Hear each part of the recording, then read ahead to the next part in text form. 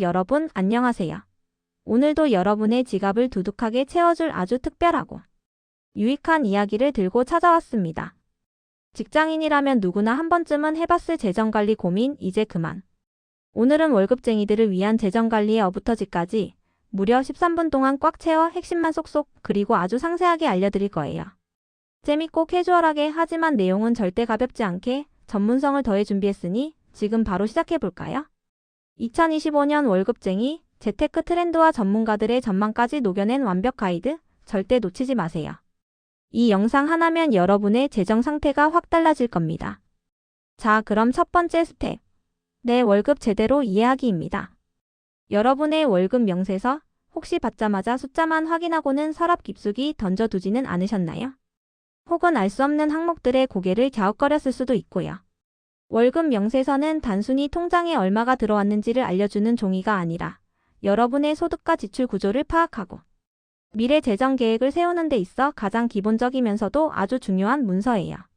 이 명세서 안에는 여러분의 급여가 어떻게 구성되어 있고 어떤 세금과 공제액이 빠져나가는지에 대한 모든 정보가 담겨 있습니다. 이 정보를 정확히 이해하는 것이야말로 현명한 재정관리의 출발점이자 가장 단단한 첫걸음이라고 할 수 있습니다. 급여 명세서를 자세히 들여다보면 크게 총급여와 실수령액이라는 두 가지 중요한 숫자가 등장합니다. 이 둘의 차이를 명확히 이해하는 것이 중요해요.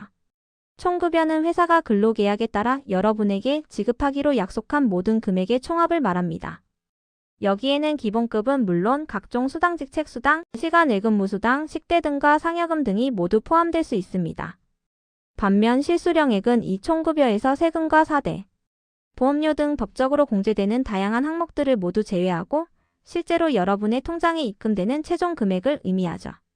이 공제 항목들 즉 국민연금, 건강보험, 고용보험, 장기요양보험과 같은 4대 보험료는 물론 근로소득세와 지방소득세 같은 세금들이 매달 고정적으로 빠져나갑니다. 이 공제액들은 여러분의 실제 가용 소득을 파악하는 데 필수적인 요소이며 예상치 못한 지출이 아니므로 정확히 인지하고 있어야 합니다. 간혹 회사마다 회비나 복리후생비 등 추가적인 공제 항목이 있을 수도 있으니 명세서의 모든 항목을 꼼꼼히 확인하는 습관을 들이는 것이 좋습니다. 그리고 또 하나, 연봉을 월급으로 정확히 변환하는 법. 많은 분들이 연봉을 단순히 12로 나누면 월급이라고 생각하기 쉽습니다. 하지만 실제로는 상여금, 성과급, 연차수당, 혹은 특정 시기에만 지급되는 특별수당 등 변동성 있는 항목들이 있어서 연봉을 12로 나눈 금액이 매달 통장에 찍히는 실수령액과는 상당한 차이가 있을 수 있습니다. 예를 들어 연봉 3,600만 원이라고 해서 매달 300만 원이 통장에 들어오는 것이 아니라는 뜻이죠. 세금과 보험료 공제는 물론 상여금 지급 시기나 규모에 따라 월별 실수령액은 크게 달라질 수 있습니다. 따라서 매달 받는 월급 명세서를 꼼꼼히 확인하고 나의 정확한 월별 실수령액을 파악하는 것이 재정관리의 핵심이에요. 그래야만 현실적인 예산을 세우고 다음 스텝으로 넘어갈 수 있는 단단한 기반을 마련할 수 있습니다. 이 실수령액을 기준으로 모든 재정 계획이 시작되어야 한다는 점 꼭 기억해 주세요. 두 번째 스텝, 황금의 50-30-20 규칙으로 나만의 예산 만들기입니다. 이 규칙은 전 세계적으로 수많은 재테크 전문가들과 성공적인 자산가들이 추천하는 아주 심플하면서도 강력한 예산 관리법인데요. 여러분의 실수령액을 50%, 30%, 20%로 나누어 사용하는 방법입니다. 단순히 돈을 아끼는 것을 넘어 효율적으로 배분하여 소비와 저축, 투자의 균형을 잡는 데 목적이 있습니다. 불확실성이 높은 요즘 같은 시대에는 특히 안정적인 현금 흐름 관리가 중요하므로 이 규칙은 더욱 빛을 발합니다. 먼저 여러분의 실수령액 중 50%는 고정지출에 할당합니다. 고정지출이란 매달 일정한 금액이 정기적으로 나가는 돈들을 말합니다. 대표적으로 주거비, 월세, 전세, 대출, 이자, 상환금 등 통신, 비휴대폰 요금, 인터넷 요금, 대출, 상환금, 주택담보대출, 학자금 대출 등 각종 보험료, 자동차 보험, 건강보험, 실비보험 등이 여기에 해당하죠. 이 고정지출 항목들은 가능한 한 줄여서 이 50% 예산 안에 맞추려고 노력하는 것이 아주 중요합니다. 만약 고정지출이 50%를 넘어간다면 이는 재정적으로 매우 불안정한 상태라고 볼 수 있어요. 불필요한 구독 서비스는 없는지, 더 저렴한 통신요금제로 변경할 수는 없는지, 대출 이자를 줄일 방법은 없는지 등을 꼼꼼히 점검하고 조정하여 고정지출을 최소화하는 노력이 필요합니다. 2025년 고금리 시대에는 특히 대출 이자 부담이 커질 수 있으므로 고정금리 부채를 효율적으로 관리하는 전략도 중요하겠죠.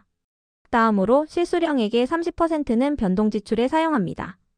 변동지출은 매달 사용량이 달라질 수 있는 항목들을 의미합니다. 식비, 외식, 배달, 장보기, 교통비, 대중교통, 택시, 유류비, 문화생활비, 영화, 공연, 취미활동, 쇼핑, 비의류, 잡화, 개인 용돈 등이 여기에 포함됩니다. 이 부분에서 여러분의 소비 습관이 가장 크게 드러나며 동시에 가장 많은 절약 기회를 찾을 수 있는 영역이기도 합니다.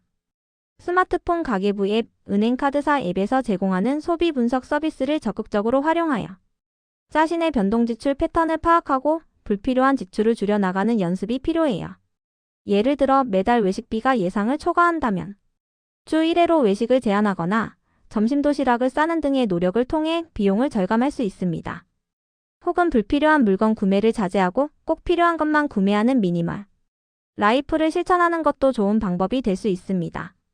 이 30% 내에서 최대한 현명하게 소비하는 습관을 기르는 것이 재정 건강에 큰 도움이 됩니다. 그리고 마지막 20%는 저축 및 투자에 사용합니다. 이 부분이 바로 여러분의 미래를 위한 황금 씨앗이 되는 거죠. 이 20%를 꾸준히 모으고 현명하게 투자함으로써 장기적인 자산 증식을 이룰 수 있습니다. 소액이라도 꾸준히 투자하는 습관은 그 어떤 재테크보다 강력한 복리의 마법을 발휘해요. 2025년에는 AI와 반도체 산업, 바이오테크, 신재생에너지, 그리고 블록체인 기반의 디지털 자산들이 주목받고 있으니 이런 트렌드를 참고하여 분산 투자를 고려해보는 것도 좋은 방법이 될 수 있습니다. 다만 단기적인 고수익을 추구하는 테마주나 코인, 레버리지 상품 투자는 금리 인하 시점까지는 위험할 수 있으니 신중해야 합니다.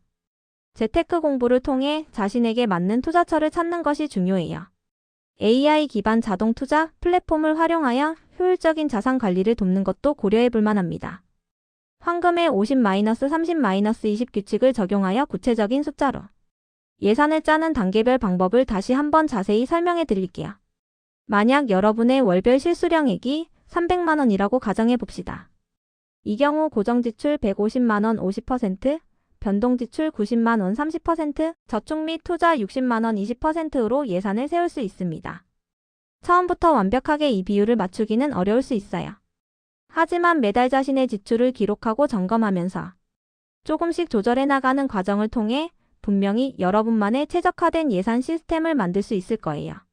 중요한 것은 시작하는 것이고 꾸준히 개선해 나가는 노력입니다. 이 규칙을 통해 자신의 돈이 어디로 흘러가는지 명확히 파악하고 통제 가능한 범위 내에서 현명하게 관리하는 습관을 길러보세요. 이 과정 자체가 여러분의 재정 독립으로 가는 가장 확실한 길입니다. 세 번째 스텝, 나의 소비 패턴을 분석하고 돈이 새는 구멍을 막는 겁니다. 혹시 월급날만 되면 통장이 텅 비어버리는 마법 같은 경험을 하고 계신가요? 분명히 크게 쓴 것 같지도 않은데 돈은 어디론가 사라져버린 것 같고 이런 현상이 반복된다면 그건 바로 누수 때문일 확률이 높습니다. 여기서 말하는 누수는 매달 작게 그리고 무의식적으로 새어나가는 그래서 쉽게 알아채기 어려운 불필요한 지출들을 의미해요. 예를 들어 매일 아침 습관처럼 편의점에서 사 마시는 5,000원짜리 커피 한 잔, 친구들과의 모임에서 습관적으로 지불하는 2차 술값, 구독료만 매달 나가고 거의 시청하지 않는 여러 OTT 서비스, 혹은 온라인 쇼핑몰에서 충동적으로 구매한 작은 물건들이 쌓이고 쌓여 월급 통장에 커다란 구멍을 내는 거죠. 이런 숨겨진 지출을 효과적으로 찾고 막기 위해서는 나의 소비 패턴을 아주 면밀하게 분석해야 합니다. 가계부 앱, 엑셀 가계부, 혹은 은행 및 카드사 앱에서 제공하는 소비 분석 서비스를 적극적으로 활용해 보세요. 적어도 한 달 동안 나의 모든 지출 내역을 항목별로 분류하고 어떤 부분에서 비합리적이거나 불필요한 지출이 있었는지 혹은 습관적으로 돈을 쓰고 있었는지를 객관적으로 파악하는 것이 중요합니다. 시각적인 자료로 확인하면 훨씬 충격적이고 명확하게 인지할 수 있을 거예요. 이때 중요한 것은 죄책감을 느끼기보다 파악하고 개선한다는 태도를 가지는 것입니다. 상황별 소비 패턴 파악법도 좀 더 구체적으로 알려드릴게요.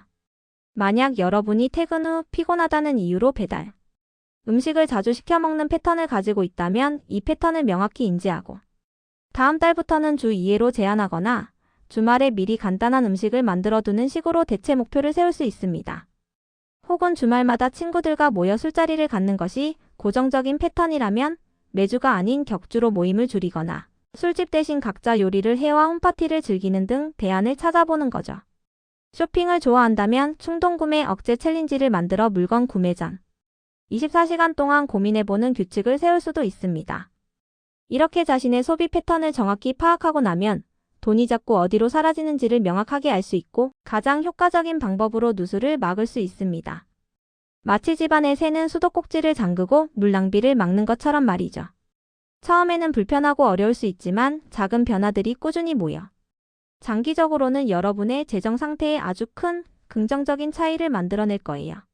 이 과정 자체가 여러분의 소비 습관을 개선하고 돈과의 건강한 관계를 정립하는 중요한 경험이 될 것입니다. 네 번째 스텝, 목돈 만드는 법입니다. 월급쟁이에게 목돈은 그저 꿈속의 이야기가 아닌 충분히 현실이 될 수 있습니다. 특히 사회초년생 시기에는 돈을 다루는 습관이 미래 자산 상태를 좌우한다고 해도 과언이 아닐 정도로 중요해요. 목돈을 효과적으로 만들기 위한 가장 강력한 방법 중 하나는 바로 자동 이체 전략이에요. 월급이 통장에 입금되자마자 일정 금액이 저축 통장이나 투자 계좌로 자동으로 이체되도록 미리 설정해 두는 거죠. 이 방법은 여러분이 돈을 보기 전에 미래의 나를 위해 저축하는 습관을 길러줍니다. 마치 월급의 일부를 먼저 떼어 미래의 나에게 보내는 선물이라고 생각해 보세요. 이렇게 하면 유혹에 흔들리지 않고 꾸준히 저축할 수 있으며 선저축 후 지출이라는 재정관리의 황금률을 자연스럽게 실천할 수 있습니다. 2025년 고금리 시대에는 안정적인 예금 금리를 활용하여 목돈을 불리는 것도 좋은 전략이 될 수 있습니다. 무조건적인 고수익 투자를 쫓기보다는 안정성과 유동성을 확보하는 데 집중하여 현금 흐름을 탄탄하게 만드는 것이 현명한 판단이 될 수 있습니다. 목표별 저축 방법도 좀 더 구체적으로 알려드릴게요. 저축의 목표는 단기, 중기, 장기로 나눌 수 있습니다. 단기 목표의 1년 내 해외여행, 최신 스마트폰 구매를 위해서는 CMA 통장이나 파킹 통장처럼 유동성이 좋으면서도 하루만 맡겨도 이자를 받을 수 있는 상품이 적합합니다. 필요할 때 언제든 인출할 수 있으면서도 소소한 이자 수익을 기대할 수 있죠. 중기 목표의 3년 내 전세자금 마련, 자동차 구매를 위해서는 일반 적금 상품이나 소액으로 시작할 수 있는 ETF 투자를 고려해 볼 수 있습니다. 적금은 강제 저축 효과가 있고 ETF는 분산 투자 효과를 통해 안정적인 수익을 추구할 수 있습니다. 장기 목표의 10년 후 내 집 마련, 자녀 교육 자금, 노후 자금 마련을 위해서는 주식, 부동산, 채권, ETF, 가상자산 등 다양한 자산에 분산 투자하여 리스크를 줄이고 장기적인 관점에서 복리 효과를 통해 수익률을 극대화하는 전략이 필요합니다. 2025년 투자 유망 분야인 AI 관련 ETF SOXX, SMH, QQQ, 바이오테크, 신재생에너지 분야처럼 미래 성장성이 높은 분야에 관심을 가져보는 것도 좋겠죠. 하지만 투자에는 항상 리스크가 따르므로 충분한 공부와 분석 후 신중하게 결정해야 합니다. 다양한 정보와 자료를 참고하여 자신에게 맞는 투자 계획을 세우는 것이 중요합니다. 그리고 무엇보다 중요한 것이 바로 비상금 준비의 중요성입니다. 갑작스러운 실직, 질병, 사고, 예기치 못한 가족 경조사 등 우리 삶에는 예측 불가능한 상황들이 언제든 발생할 수 있습니다. 이러한 상황에 대비하여 최소 3개월에서 6개월치 생활비를 비상금으로 마련해 두는 것은 재정, 건강을 위한 필수적인 안전장치입니다. 비상금은 수익률보다는 안전성과 유동성을 최우선으로 고려하여 CMA 통장이나 언제든 입출금이 자유로운 통장에 넣어두는 것이 좋습니다. 주식이나 펀드처럼 원금 손실의 위험이 있는 자산에 비상금을 묶어두는 것은 현명하지 못합니다. 비상금이 든든하게 받쳐주면 예상치 못한 상황에서도 흔들리지 않고 재정 계획을 이어갈 수 있으며 고금리 시대에 갑자기 돈이 필요해 비싼 이자를 내고 대출을 받는 불상사를 막을 수 있습니다. 비상금은 여러분의 재정적 스트레스를 줄여주고 심리적인 안정감을 제공하는 아주 중요한 역할을 합니다. 이 비상금은 50-30-20 규칙의 20%. 저축 및 투자 금액과는 별도로 먼저 확보해야 할 영순위 자산이라는 점 꼭 명심해 주세요. 마지막 5번째 스텝 실전 팁입니다. 이제 이론은 충분히 알았으니 실제 여러분의 일상생활에 바로 적용할 수 있는 아주 현실적이고 실용적인 꿀팁들을 대방출할게요. 이 팁들을 활용하면 여러분의 재정 관리가 한층 더 스마트해질 것입니다. 먼저 많은 분들이 고민하는 신용카드 vs 체크카드 가이드입니다. 신용카드는 결제 편의성과 다양한 혜택 할인, 적립, 무이자 할부 등을 제공하여 매력적이지만 자칫 과소비를 유발하고 부채로 이어질 위험이 있습니다. 통장에 돈이 없어도 먼저 결제가 가능하기 때문에 계획에 없던 지출을 하게 될 가능성이 크죠. 반면 체크카드는 통장 잔액 내에서만 사용이 가능하므로 자신의 수입 범위 내에서만 소비하게 되어 계획적이고 합리적인 소비 습관을 기르는 데 큰 도움이 됩니다. 재정관리에 아직 익숙하지 않거나 소비 통제가 어려운 사회초년생이라면 체크카드를 주력으로 사용하고 신용카드는 꼭 필요한 경우에만 제한적으로 예고정 지출, 자동 납부, 큰 금액 결제 시 무이자 할부 등 사용하는 것이 훨씬 현명한 선택입니다. 혹시 신용카드를 사용해야 한다면 자신의 소비 패턴에 맞는 카드 혜택을 꼼꼼히 비교하고 연회비는 저렴하면서도 실속 있는 혜택을 제공하는 카드를 선택하는 것이 좋습니다. 또한 할부보다는 일시불 위주로 사용하여 불필요한 이자 지출을 막는 것이 중요해요. 그리고 한 가지 팁을 더 드리자면 고정금리 부채를 보유하고 깨신 분들은 금리 인상 시기까지는 상환보다는 수익률이 높은 다른 자산의 재투자를 고려할 수도 있다는 점 기억해 두시면 좋습니다. 다만 이 부분은 개인의 재정 상황과 리스크 선호도에 따라 달라질 수 있으니 전문가와 상담하는 것을 추천합니다. 다음은 여러분의 소비 습관을 긍정적으로 변화시키기 위한 재미있는 도전 7일 챌린지입니다. 이 챌린지는 일주일 동안 특정 소비 항목을 완전히 금지해보는 간단한 도전이에요. 예를 들어 일주일 동안 카페 커피 사 마시지 않기, 배달 음식 시키지 않기, 택시 타지 않기, 온라인 쇼핑 끊기 등 자신만의 목표를 설정하고 온전히 그 목표를 실천해보는 거죠. 이 챌린지를 통해 여러분은 평소 얼마나 많은 돈이 작게 그리고 무의식적으로 새고 있었는지 직접적으로 깨닫게 될 거예요. 작은 습관의 변화가 생각보다 훨씬 큰 지출 절약으로 이어진다는 것을 몸소 경험하게 되는 거죠. 또한 평소에 무심코 하던 소비 습관에 대해 다시 한번 생각해보고 더 나은 대안을 찾아보는 계기가 될 수 있습니다. 처음에는 조금 불편하고 어려울 수 있지만 재미있게 게임처럼 시도해보세요. 성공했을 때의 성취감은 물론 아껴진 돈으로 새로운 경험을 하거나 저축액을 늘릴 수 있다는 강력한 동기부여를 얻을 수 있습니다. 돈을 다루는 습관은 사회초년생 시기부터 잘 길러야 미래가 더 밝아진다는 점 다시 한번 강조드립니다. 이 챌린지는 단순히 돈을 아끼는 것을 넘어 자신의 소비를 통제하고 주도적으로 재정을 관리하는 능력을 키우는 데 큰 도움을 줄 것입니다. 마지막으로 아무리 절약하고 잘 관리해도 소득 자체가 너무 적다면 재정적 자유를 얻는 데 한계가 있을 수밖에 없습니다. 따라서 소득 늘리기의 중요성을 간과해서는 안 됩니다. 2025년에는 AI 기반의 개인 맞춤형 재테크 서비스나 AI 기반 자동 투자 플랫폼을 활용하여 효율적인 자산 관리를 돕는 동시에 본인의 전문성을 강화하거나 부업을 통해 추가 소득을 창출하는 방안도 적극적으로 고려해야 합니다. 예를 들어 퇴근 후 시간을 활용하여 온라인 강의를 수강하며 새로운 기술이나 지식을 습득하고 이를 활용하여 프리랜서 활동을 시작하거나 자신의 재능 글쓰기, 디자인, 프로그래밍 등을 활용한 사이드 프로젝트를 진행하는 것도 좋은 방법이 될 수 있습니다. 또한 재테크 공부를 습관화하여 금융 지식을 꾸준히 쌓는 것도 잊지 마세요. 매일 10분이라도 유튜브, 금융 블로그, 경제, 뉴스레터 등을 통해 새로운 투자 트렌드와 정보를 접하고 시장 상황을 파악하는 것이 중요합니다. 특히 2025년에는 미국 금리 인상 기조와 국내외 시장의 높은 변동성에 대비한 분산 투자가 필수라는 점 다시 한번 강조드립니다. 단순히 저축만으로는 인플레이션을 따라잡기 어렵기 때문에 공부를 통해 현명한 투자를 병행해야 합니다. 자신의 가치를 높이고 다양한 소득원을 창출함으로써 여러분의 재정적 목표 달성은 한층 더 현실에 가까워질 것입니다. 자, 이렇게 월급쟁이를 위한 재정관리의 모든 것을 아주 상세하게 알아봤습니다.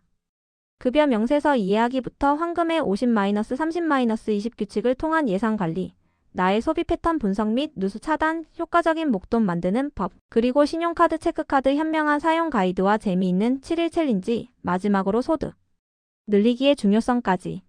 이 모든 팁들을 여러분의 일상생활에 적극적으로 적용해서 재정적 자유와 부자가 되는 그날까지 제가 항상 여러분을 응원하고 또 응원하겠습니다. 여러분의 지갑이 두둑해지고 원하는 모든 재정적 목표를 달성하는 그날까지 우리 함께해요. 오늘 영상이 유익하고 도움이 되셨다면 좋아요와 구독, 알림 설정 잊지 마시고요. 주변의 월급쟁이 친구, 동료들과도 이 영상을 널리 공유해주세요. 다음 영상에서는 더 알차고 깊이 있는 재테크 정보로 다시 찾아오겠습니다.